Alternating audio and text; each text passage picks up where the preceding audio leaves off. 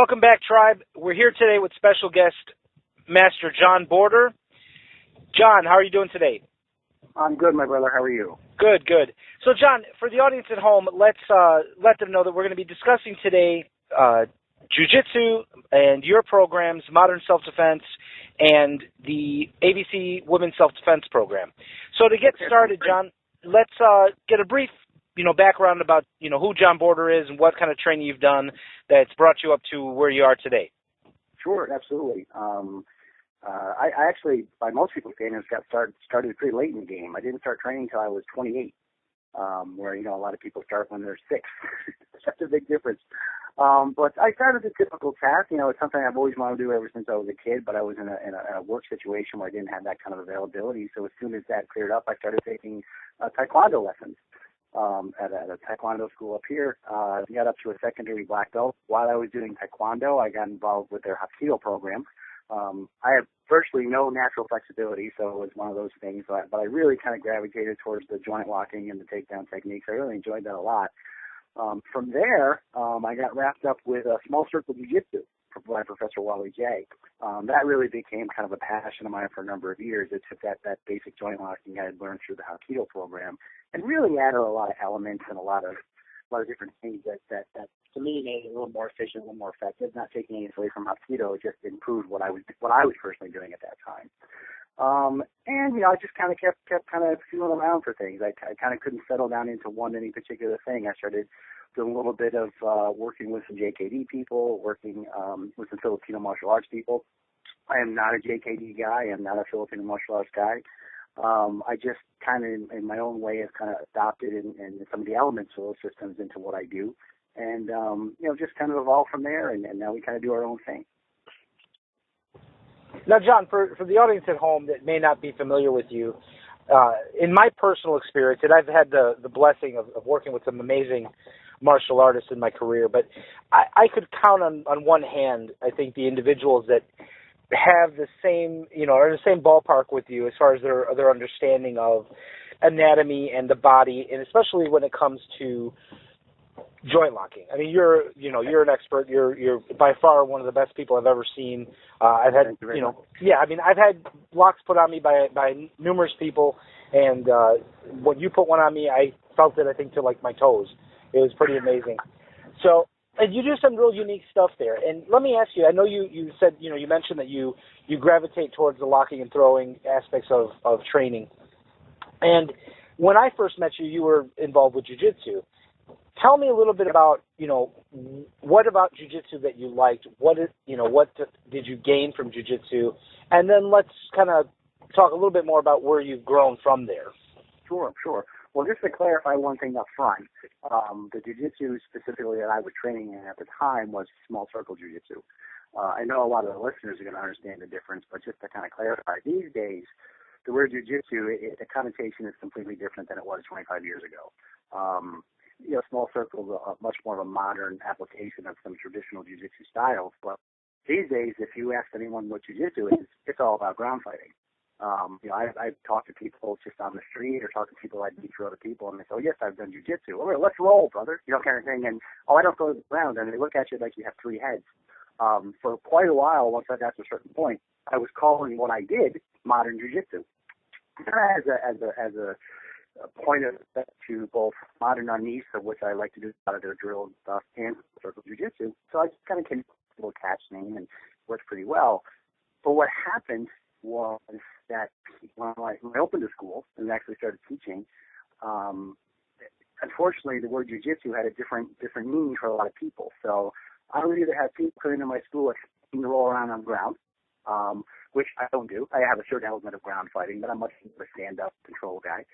Or they would hear that I did modern jiu-jitsu.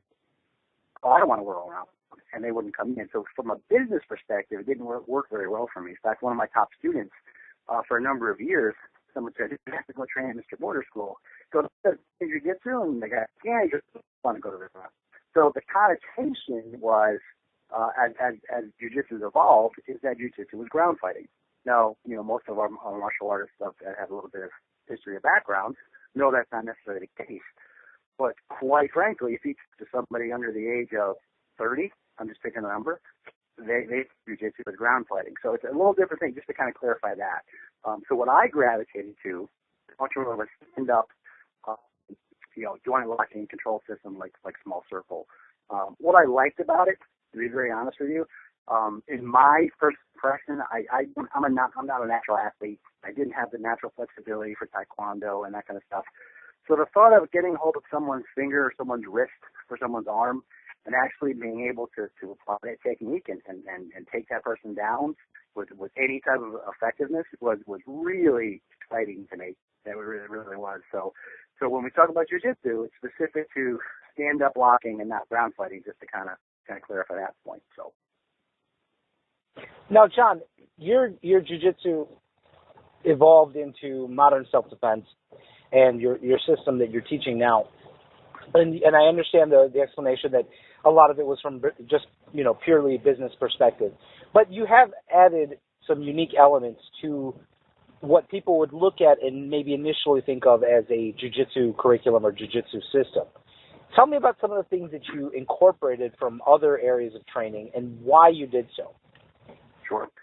Actually, we're calling what we teach is modern self-defense concepts for a couple of quick reasons. That's the name we settled on.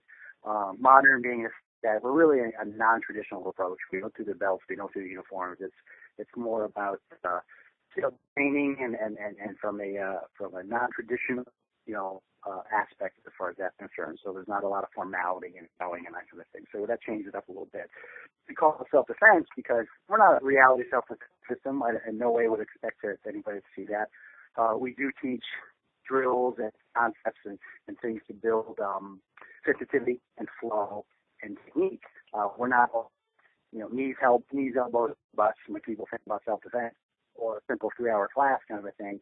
But it is focused ultimately on defending yourself and not about competition or trophies or belts or that kind of thing. And the last thing, the concepts part from the modern self-defense concepts, is that we've really tried to adopt concepts, principles, and applications from different systems that I've experienced and try to blend those together to become a complete and comprehensive approach to our particular system. Just to clarify, it's not a matter of going out and learning 5, 6, 8, 10 different systems and mixing it all together. I mean, I've seen people do that. They'll go out and they'll do karate and they'll do Brazilian jiu-jitsu and then do Muay Thai. That's all great. It's all wonderful. I'm not taking anything away from that. But there's a big difference between mixing something and blending something. And so what we've tried to do is blend concepts from different systems that fit into our framework of what we're doing.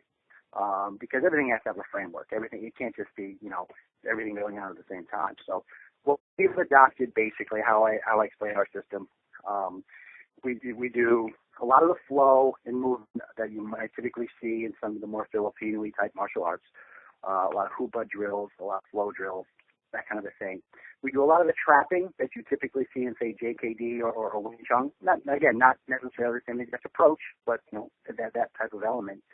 And then we're a locking and takedown system, which really are joint locks, applying some what we call circle pressure point applications to take someone down and control the situation. We have a lot of law enforcement and military guys that love this stuff because we do very little punching and kicking. I'm not saying we don't strike, but to get into it a little bit deeper, maybe a little bit later, all our striking has to be part of that motion. We don't strike in a lock. As we move into the flow, it's all one continuous motion. One of our couple of things that we talked about, one of our 2 basic concepts, is constant contact and continuous motion. So if we get our hands on you, we're always touching you, and then we're always moving. And that's something I picked up from some of the Filipino people I train with, because they're always in a very fluid state, and we really like that. So in a nutshell, our system is flow, trap, and lock.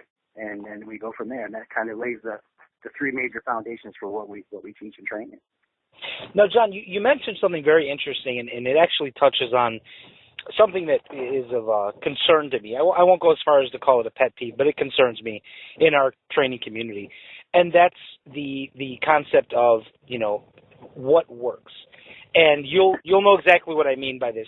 You talk to people and you say, well, what's your system based on? Oh, it's based on A, B, and C, and D, and but I'll use whatever works. and we take the best of everything and whatever works. And I have an issue with that, and I want to get your thoughts on this because I think your system is a good example of the opposite of this, scenario. And people say what works. Well, you know what? Like I, have been punched in the head by a Shotokan practitioner, and that punch works.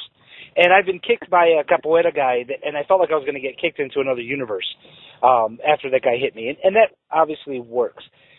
But it doesn't always work together because for these things to work, they're working within a certain structure, in line with certain guiding principles and philosophy of how the body's supposed to move and how these things are applied. So when you kind of piecemeal this thing that worked and that thing that worked and put it all together, it doesn't always really work because that underlying, philosophy to how it's trained and how it's applied is not always there. I talk to people all the time, and they tell me, well, why don't you do this because it works? I said, you know what? It doesn't work for me. It doesn't work for our system because, I think like you, my program has a certain game plan, and things have to fall in line with that game plan. Otherwise, yes, it may work over there, but it's not going to work here. So, I agree. So tell me, in your system, what are the underlying principles? What's the game plan that guides your development and, kind of dictates what is incorporated and what is not? Sure. Well, I'm going to back up just a little bit and take a little more broader approach to the what works question. Again, like you kind of point out, what works for you may not work for me, and what works for me in one situation may not work in another situation. Unfortunately, what happens is people get kind of pigeonholed into whatever the particular system does. And I'll give you a couple examples. One, we had a local student who was a high-ranking black belt in both Taekwondo and Hapkido. He was teaching a joint locking class at a local school. And he was also training with me at one point. And we have a really different way of locking. And one of the things that I've told people is in certain locking systems, this is what you do, we do exactly the opposite. And we can get into that a little bit if you like at some point. But really the way we lock is totally different than a lot of systems. Not saying that whether I'm doing it, not to imply that, but the way we've developed it seems to be very different than the way a lot of people lock. Well, this gentleman was out on the floor teaching a class, and he adopted the technique to one of the methods that we use for our armbar techniques. And showing it to the students, and the head of the school went out on the floor and said, "What are you doing?" So, I learned this in Master Borter's class. It works better, and it's much more effective for someone who's smaller. And he said, "You can't do that here." And he said, "Well, why not?" He goes, "Because it's not part of our system." So that's a good example of what happens when people get pigeonholed in. This is the way it's done, and this is the way it has to be done. The guy completely admitted that it worked better, but he wouldn't allow him to teach it because it was not part of the system. As a kind of a offshoot of that, a fellow instructor of mine called me up one day, and he was actually going down. He's a retired DC, and they asked him to come in and teach, and he called me and said, "John, can I ask your permission to teach your armbar techniques to the Navy SEALs?" I'm like, "Oh, God, yeah." Absolutely. So to kind of parlay off that, as far as what works and what doesn't work, one of the things I've noticed let's talk about joint locking in general. Let's separate it from jiu-jitsu a little bit because, again, we don't call it that anymore. But let's talk about locking. A lot of people will say locking won't work in a real fight. Locking won't work on the street. That'll never work. But in many cases, many cases, in watching people perform joint locking the way I've seen it, they are totally 100% on the money. You're right. That won't work. The difference is that's not what we teach. Have you ever seen when that model, someone steps to the side and does a pivot, reaches over the top and this stuff? Well, what people don't understand is that's not the way someone punches. That's not the way a real attack is going to come in. So there's people that say that never works. They're completely true. It's completely accurate. If you over traditionalize it and for the movements and for the motion that's involved, there's a good chance it's not going to work because that's not a real fight. Now, what our approach is that when that punch comes in, we don't just block. We enter in such a way that we call it bridging that shuts down the punch, off-centers that balance, and I close on the attacker. I shut down on the attacker. I move in on the attacker to cause a reaction. So in other words, if he's throwing a right punch, I might step in, tap that right punch, go for the face, And what does he do when you go for the face? He brings up the left hand. Well, thank you. You just gave me a finger lock, or you just gave me a wrist lock, or you just gave me an arm bar. So it doesn't matter how we do it of finding a joint lock. I tell my people, you will give me a joint lock. You will hand me a joint lock because I understand how you're going to react when this finger jab goes towards your eyes, or you see this elbow coming towards your head. So it's not a matter of the person reacts, so you respond by finding the appropriate technique. It's a matter of creating an environment where they make a mistake, and their mistake is they defend themselves. They put themselves on the defensive, and in doing so, they open up all kinds of opportunities for me to pull my locks out. So people say, well, locks don't work. You know what? Why don't we show a little bit? Maybe I can show you a different perspective on that, because they seem to work pretty well for us. So it's not a matter of, again, just being able to find a lock. They'll give me a lock. I'm very big finger locks from my small circle jiu-jitsu days. Love finger locks. It's so probably my all-time favorite technique. Well, people will walk up and they'll get into that fighting stance with their fists closed, and they'll say, you'll never get my fingers. And I'll say, I don't have to get your fingers. You'll give this to me. It's a gift. And they don't understand that. But as soon as you walk in and tap those fists and go for, say, a palm heel to the face, if you go into a legitimate defensive reaction, they're gonna open their hands, typically, because that's a psychological defensive move.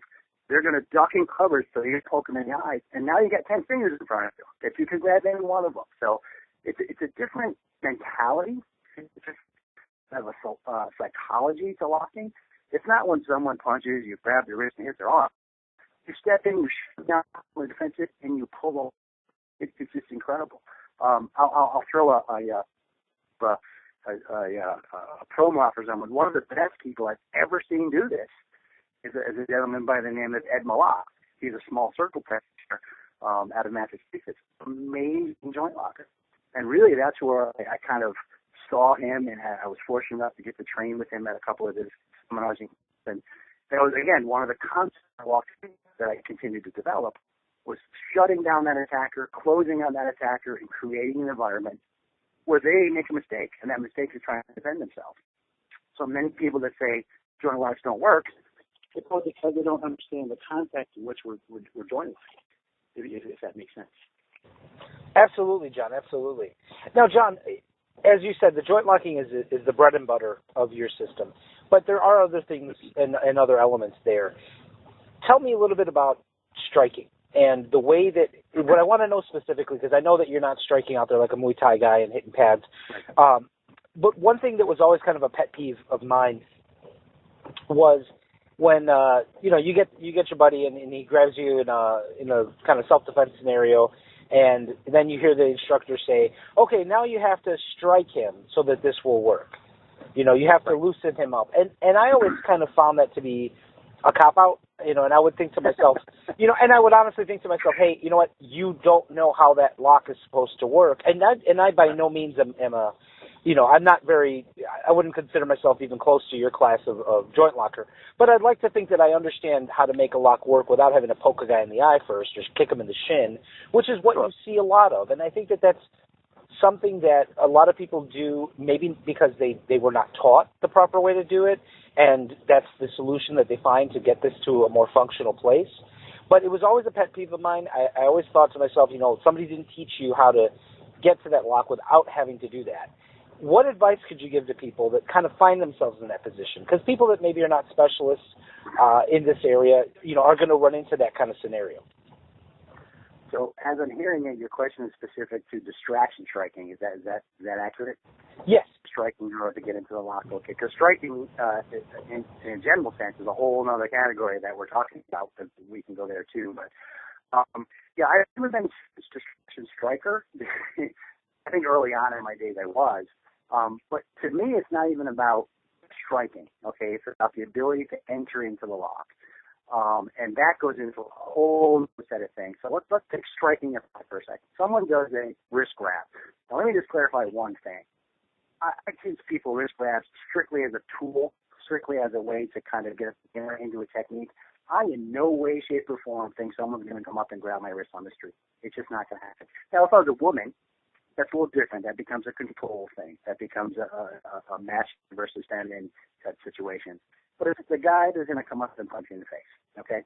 But from a training perspective and to illustrate a point, we'll use a wrist grab as an example. If someone grabs your wrist, one of the first things that people tend to do, let's say I'm the defender, is I get very tense. I tense up. I tense up really quick. Well, there's a concept that we teach with our system. I'm going to put another plug out there. None of the stuff that I do is new. I never invented anything. I've always learned it or developed it from something I'd already learned. And if you want to learn some incredible martial arts concepts, there's a gentleman out there, and you know who I'm going to talk about too, Brian, Steve Pullman, who wrote a book called The Book of Power. And in working with him for the last 25 years, he's one of my best friends. He's an incredible martial artist, an excellent author. He actually has identified different principles and concepts that are inherent in all martial arts. And one of the things that he talks about is reciprocal energy. And to make it very simple, resistance breeds resistance, relaxation breeds relaxation. So if someone grabs my wrist and I suddenly tense up in order to try to get into a technique, his natural response is to get tight. So now it becomes a muscle versus muscle thing, right? But believe it or not, if he grabs my wrist and I'm very relaxed and I can enter into a lock or a strike from there, there's very little bit you can do with it. You see other systems do that. You see some of the more competitive systems. You see some of the Aikido and IQ systems about using relaxation. But what I try to do is I try to relax. It's like holding on to water. You know, if you grab someone and they just relax, that person can still remain tight and still remain strong. And you just kind of slip right through that grip. So we only teach very, very little wrist releases per se. And one of the things is really just a kind of a whip and it comes right out. So someone, say, does a cross wrist grab, all I have to do is, in our way, it's not as simple as this, is kind of bend our elbow, move into a bridge, and it's like the grab doesn't even exist. Or if you focus on a grab, and you go, oh my, I grab my wrist, and you hold them really, really tight, then you're going to fight back really, really tight. You know, I tell my students that when someone grabs you, it's a gift, because that hand's occupied. I probably have to show you, or maybe throw a video out there about what I'm explaining, but again, one of the things that happens, and I agree with you, is people think they have to have these massive distraction techniques in order to apply a wrist lock, apply a joint lock, a finger lock, arm lock, anything. You don't. You don't understand how the human nervous system works. I'm not talking about striking and hanging. Understand that if I relax temporarily, that'll give me the opportunity to move relatively freely for that moment. It adds a whole other segment to your locking or to your fighting, for that matter, because you're not fighting muscle on muscle. We're all about principles and concepts, right? I don't teach a number technique system, right? I teach about principles and concepts. You know, I tell people there's only basically 4 wrist locks. There's only basically 3 arm locks. You know, and then there's different ways to get into those and just variations. You can kind of map your head around that. All of a sudden you can learn, 200 techniques because you understand the principles and the concepts behind the techniques. Not number 142 or number 375. It's an arm lock. How you got it and which hand you use and what you use to apply that are arbitrary. So if you understand principles and concepts, principles and techniques, a distraction kick is a technique. If you understand the principle of reciprocal energy, so if I relax and she relaxes, or if I relax, he can't fix that. It's a whole other one example of that as well. If you do a technique, we call it a bent elbow wrist lock. I do show this to my new students to illustrate this example. If you put someone in that bent wrist lock, with the arm, wrist turned inward, kind of centralized, and you apply that technique, if you do it in class, it would work every time. Every time. And that's another unfortunate thing about when we train these days. It only works because we're in that compliant environment. But I do take some of my students and I say, is it possible that when you try to apply this particular lock, they're going to resist? They're going to tighten up, they're going to get really strong, and they go, yeah, do this. I said, well, let me show you what we do in that case. Because you be considering abandoning that technique or throwing that distraction strike like you're talking about. There's a different way using this reciprocal energy that we're talking about. I try to apply that particular wrist lock, and the person resists. If I slightly relax, just for a split second, his nervous system will feel that. His system will relax. So I apply the lock. There's resistance. I relax. His nervous system, and I reapply the lock. All of a sudden, when I reapply it the second time, there's zero resistance. So you apply it, he resists. You relax slightly. Don't give the space back, but you relax the pressure. His body will relax and reapply the lock. It's a little kind of a vibration thing. They will drop like a stone because the second time you're doing that and applying it, it's all happening in a split second. There's zero resistance on his part. You got to be really careful. To test the theory, though, this every time. And I tell the person, here's what I'm going to do to you. I'm going to apply the lock. You are going to resist. I want you to fight it. I'm going to relax slightly, and then I'm going to reapply it again, just like we did. Are you ready? And they say yes. I go 1, 2, 3, go. And I do it. And it doesn't make sense if you understand it. If he's thinking about this thing, or he's thinking about, don't relax, it doesn't matter because his nervous system overrides that thought process. So even though he knows I'm going to do it, his nervous system shuts it down, and you do it anyway. So it's not a conscious thing. That's the point on it. You can if you can figure out how the psychology works, you figure out how the nervous system works, and that kind of a thing. A lot of the stuff that we've all been trained might not necessarily be, I don't want to say not needed, but there's other ways to do it. So if you haven't, picked it up already, our system is very goes pretty deep. It's very scientific in a lot of ways, not just yanking and yanking. And I tell my students that if you had to put effort into that lock, you did it wrong. These locks should be done relatively effortless, regardless of the size or strength. If we understand the principle, that's on how to affect the human body. And John, I can attest to that as being absolutely 100% accurate because you actually, and I don't think I've ever actually shared this with you, but you explained that concept to me in a hallway of a hotel during an event that we were at. So I want the audience to understand, by the time I met John, I had been training in martial arts since childhood, and I had, several black belts, and, I was what most people would consider a proficient, sound martial artist. And just to give it perspective, we didn't spend a weekend doing this at a seminar. I didn't go to your classes for months. You literally taught it to me in the hallway of the hotel at an event that we were at, and it took maybe all of 3 minutes to explain it to me, and forever changed the way I lock, and it improved my game so much. I was able to really get this across to students, and my students were able to pick it up and work with it. So it is a very simple thing once you understand it, and it was not hard to teach or implement. And I will tell you honestly, in all the years I trained prior to that, I'd never been exposed to it. Well, you found something of value. Yeah. Now, John, let me move on to another common kind of question, just playing devil's advocate here for the sake of discussion. One thing that we always hear with, as a common criticism or concern when it comes to arts that focus on joint manipulation for self-defense. And you're in a good position to speak on this because that's your goal in self-defense, and you are a joint lock specialist. It's too complicated. Gross motor versus fine motor. There's no way under stress that I can ever pull this off or do a fancy joint lock. And, it's just not going to work. People want to throw it out the window. But why even bother training it? It'll never work. What's your response to that, John? Well, to a certain extent, I can get the point, and even in a certain way. I think the challenge comes in not in a way necessarily that the boxer apply, but the way that it's trained. In other words, let me see how I phrase it this way. Let's back up to the training part of it for a second. If you go through lock number 1, lock number 2, lock number 3, lock number 4, lock number 147, lock number 148, you're never going to retain that information. You're simply not going to retain it.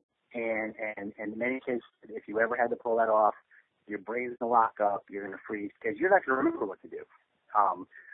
We can always train past a lot of that, don't get me wrong. You train past a lot of things. I mean, people say, I've heard reference to Hicks' law about if you have too many choices, your brain can't possibly decide. I totally agree with that. I totally understand. Yet, at the same time, we have people that, under a stressful environment, can play a concerto on a piano that has to do 190 different things at the same time. Yet, apparently, our brain's not capable of doing that. So, I mean, it's in different context, but you can train and build a certain level of skill on that as well.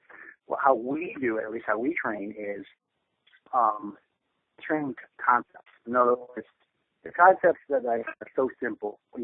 If I do wrist and push here, so it's just a pull and push kind of thing, it works. All right, if the grab here and hit here, it works. So a lot of what we do is still basic striking type mechanisms and basic movements that many people can do. But again, I think a lot of it is training in such a way that you're understanding the movement and the concepts contained within the locks, not really trying to pin down into these micro locking things. I'll give you a perfect example. I put a video on Facebook, and it had to do with doing a wrist lock, and I happen to hold the wrist lock very differently than most systems. A group of gentlemen who I respect were in the so just to play devil's advocate, I would hold that a little differently. I would hold it towards basically the part of the thumb, and you do it this way, do it this way. And he was talking about a very traditional way to hold that wrist lock, which I don't subscribe to. So I came back and I said, well, let me explain to you how I do this, just so you know. I said, the grip is an integral part of how we do wrist lock because it gives me a lot of activity. I said, one thing, it's easier and more practical to get to than that meaty part of the hand kind of it. Also, we use something called tracking. So I slide my middle finger and my thumb down to the wrist. And in doing that, it also activates, pressure points 1, 7, and 8, weakening the hand and the wrist, and pericardium 6, weakening the nerve structure. And then I was talking about placement of the hand, allowing for maximum fluid leverage.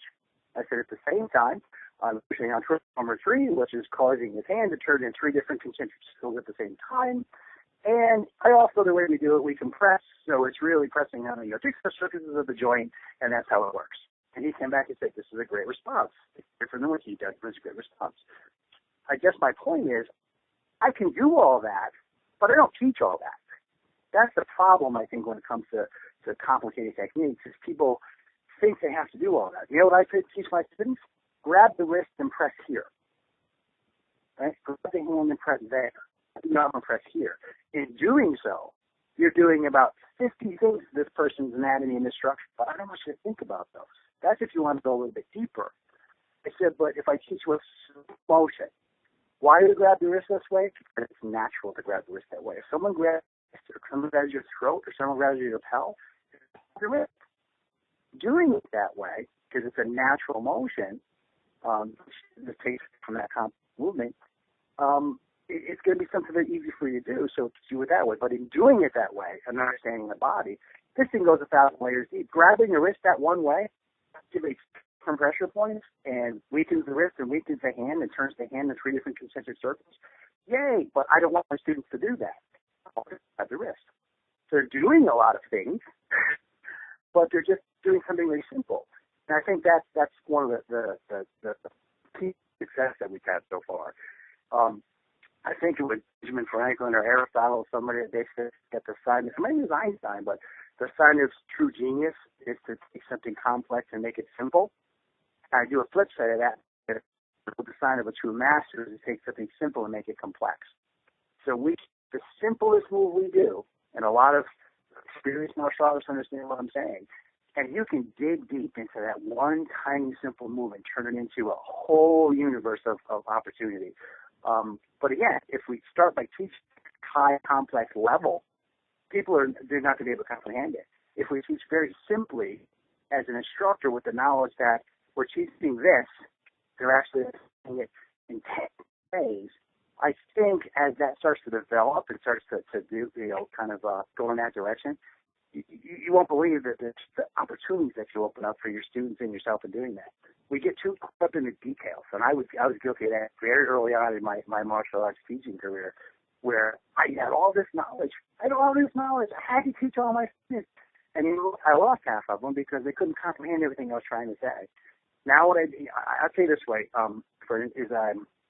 in your wrist lock or finger lock or arm lock, there are literally 18 principles I've written down that I can apply to any particular lock that removes that space in such a way that it's so fast and painful. It's just incredible. But I can't teach 18 different levels because my students never comprehend it. So I say, here's what we do, guys. Lock, drop, and roll. Lock means remove the space. Drop means I want it low and center to a structure. And roll is the wrist extension or the roll of the twist that's involved. Just do that for me. And they can get that. But if I say, what I want you to do is I want you to do pump, base, angle, axis, torque, extension, center lining, triangulation. All that goes into play. But they can't do all that. So I think a lot of it when they say, well, wrist locks are too complex. All right? You know what? I can train past that. I can train past the complex motion thing if I find a way to simplify the concept.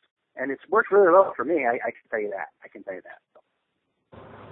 Well, wonderful insight, John. Thank you for explaining that to us. Now, John, I want to kind of switch gears a little bit and talk about one of your other programs. And you have what I consider to be a very cool, very exciting, women's self-defense program. And I want you to tell us a little bit about that. I know you're launching that now. You're picking up affiliates all over the world. You got a lot of people knocking down your door to get a hold of this program. Tell me about the program. Tell me how you developed it and what people could expect from if they were to show up for a class. Absolutely. You're talking about the ABC Women's Self-Defense Program. Myself and some students about 5 years ago said, well, we're thinking, let's do the Women's Self-Defense Program. I got to be honest with you, part of the reason we wanted to do this is because we wanted to generate a little income for the school.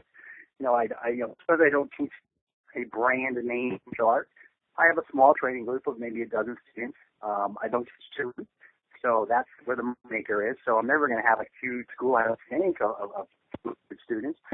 I'm very comfortable and happy having a smaller, more intimate group of students. But we needed to generate a little income, so let's do something else. And we threw some ideas around, came up with, how about a women's self-defense class?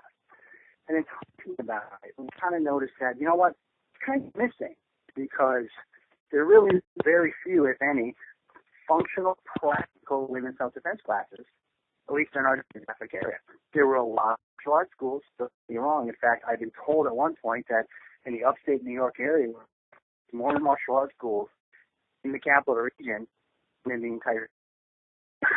Actually, that's what they told me. And really, from my school, I can throw away the 3 other martial arts schools, and it's not necessarily a huge metropolitan area. So what we felt was we were missing that practical functional women's defense class.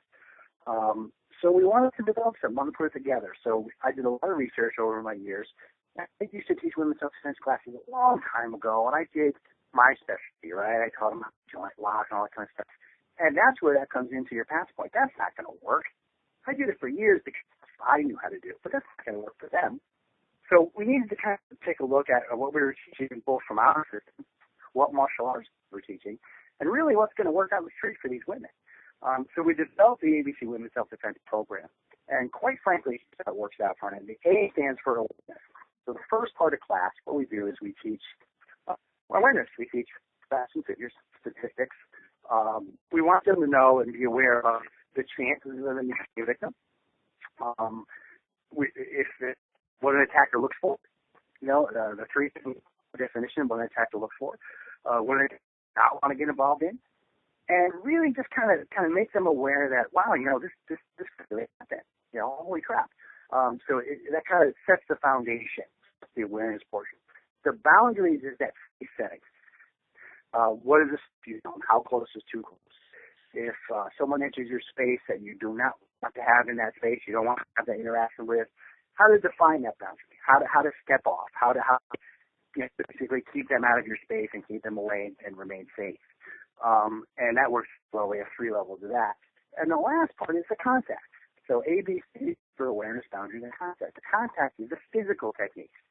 What we do preach, though, that if you pick up some from the awareness and the boundaries, hopefully you never have to use the contact, because that's really what the goal is. Many women's self-defense classes go right to the techniques, and they talk about awareness, and they talk about this a bit, but we're here to teach these techniques. Subscribe to it necessarily. Do we teach it? Yes. We make it clear that physical altercation is the last. The techniques that we teach, by the way, are very simple. They're very easy. Strike is palming and elbows. That's it. No punching, I'm not a big believer in punching, especially for women's event, because single hands are going to, and there's a lot of things to go into about how to strike, how not to strike, that kind of thing. The only leg things really teach our knees. What about a groin kick? Yeah, I love that. And there is one line that we use during the course when we were taking part, and ladies, let me ask you a question. And I said, ever since you were little girls, someone in your life has told you, whether it be your father, your uncle, your grandfather, if you have been involved in an altercation or an unwanted situation with a man, all you have to do is, and they all yell out, kick him in the groin, kick him in the balls, kick him in the nuts. One woman yelled out, kick him in, and that's now become a catchphrase for us because I laughed so hard I nearly fell on the floor. And then I turn around to some of our and I say, gentlemen, ever since you were little boys, what did you shoot for? And it's an eye-opening comment because a lot of women say to me, when you take a tough stance out, kick him in the groin. It's a target if you can get it, but you got to. I'm standing in an aggressive stance with one leg forward and someone goes for a groin kick, I just have to bend my knee like 3 inches to protect myself. And in doing so, she could very well hit the top of her foot into my shin or my knee and hurt herself. So a lot of attitudinal changes that we do during this class. One of the things we talk about is that we've been socialized to be nice and to be helpful and to acquiesce. And what we try to do is build an attitude of dominance, that I'm not going to be an easy victim. What we say is there's just 3 things an attacker wants. We want someone who's basically distracted, very deep into cell phone use and that kind of stuff. We want someone who gives me an opportunity. So where I park my car, walking by myself, elevator safety, parking garages, wherever the case may be. And the last thing we talk about is that easy target. Looks meek and mild and that kind of stuff. So we spend a lot of time building up body language drills and that kind of thing. The goal of this class is not to turn these women into individual MMA fighters. What it's designed to do is give them some tips and tricks to, one, reduce the risk of them becoming a victim. 2, give them the time and the space they need to get away. So if we're going to do palm heel strikes in the manner in which we teach it, and strike, and if that guy covers his face and turns away, we're not going to do this. One of the interesting things that we teach during the learning is that when it comes to striking, we teach no target acquisition. In other words, a lot of times when women's self-defense class, they say, put him in the eyes, or get him in the chin, or get him in the throat, or my all-time favorite, palm heel him to the nose. Because we all know, at least from what I've heard, that palm heel someone to the nose, it drives the nose bone into the brain and kills your attacker. Well, spoiler alert, there is no, right? It's just another misconception in self-defense, and we talk about that, and we all have a lot of fun with that stuff. But it's a great opportunity for women to learn some functional self-defense and walk away with at least some tools in their toolbox to be able to reduce the risk of being a victim. It's been great. You made a comment about kind of launching it. Well, we've been teaching it for 5 years up here in upstate New York. We've probably taught, I never took a count, but probably over 3,000 women, I would have to say. Anywhere from high schools to colleges to businesses to family groups to organizations. And we started to travel, go out to Western New York as well as into Massachusetts and that kind of stuff. So I put out on Facebook at one point, hey, this is a great program. They want to jump on board. Right now we have 11 countries and the United States represented. They all want to learn how to teach this program because it's functional. It really does help make a difference as far as women's self-protection and empowerment. And it's simple. It's very simple. And it's been great. It's been great for us. John, well, I want to thank you for taking time out of your schedule to be with us today. Great talk, and I want to get you out in the future to kind of delve into a couple of things a little bit deeper as far as the martial arts side of things. But for now, I want to wrap up, and before we go, I'd like for you to tell the audience where they can reach out to you, where they can find your website, if they want to come take classes in New York, if they want to bring you out for a seminar, and especially if they want to jump on board with the ABC program and get certified to teach this in their area. How can people reach out to you, John?